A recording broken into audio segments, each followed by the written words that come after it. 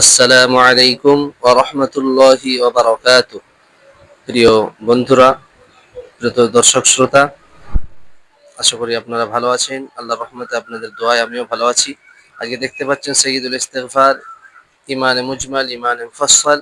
আজকের এই ভিডিওর মাধ্যমে আমরা আমাদের যে ক্লাস ওয়াইজ কালেমাগুলো শিখছি, আমাদের যে ক্লাসে আমাদের বাচ্চারা শিখছে সেইভাবে আমরাও সুন্দর করে শিখে নেব।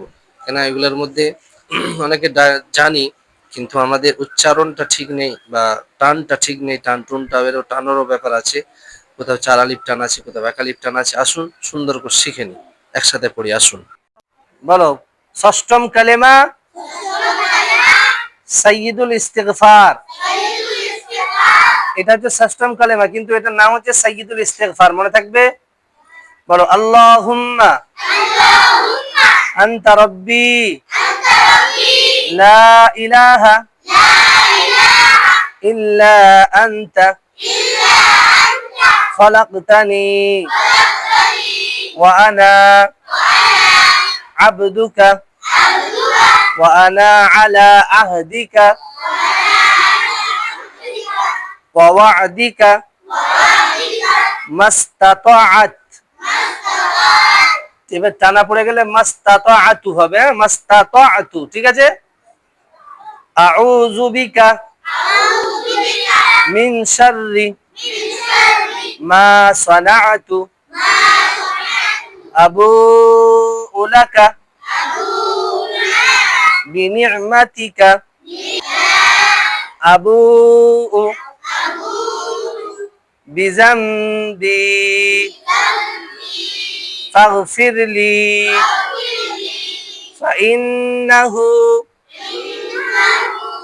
ফাইন্নাহু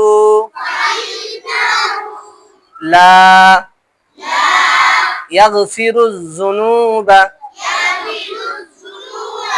ইল্লা আনতা। ছেড়ে দিলে কি হবে? আন্ত। ঠিক আছে, মনে থাকবে। তারপর দেখো, ইমানে মুজমাল। আমানতু বিল্লাহি কামা হুয়া বিআসমাইহি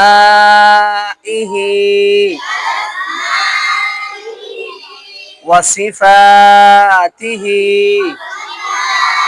কি হলো? তোমরা বলনি কেন? আমার দিকে চেয়ে শুনে তারপরে বইয়ের দিকে দেখে বলো। হ্যাঁ, একসাথে বলো। বলছো না কেন? ওয়া সিফাতিহি ওয়া ক্বাবিলতু জামিআ আহকামিহি। তারপরে দেখো, ইমানে মুফাসসাল। ঠিক আছে, কি বলবে? ইমানে, হ্যাঁ, আমানতু বিল্লাহি ওয়া মালাইকাতিহি ওয়া কুতুবিহি ওয়া রুসুলিহি ওয়াল ইয়াউমিল আখিরি ওয়াল কদরি খাইরিহি ওয়া শাররিহি মিনাল্লাহি তাআলা ওয়াল বা'সি বা'দাল মাউত।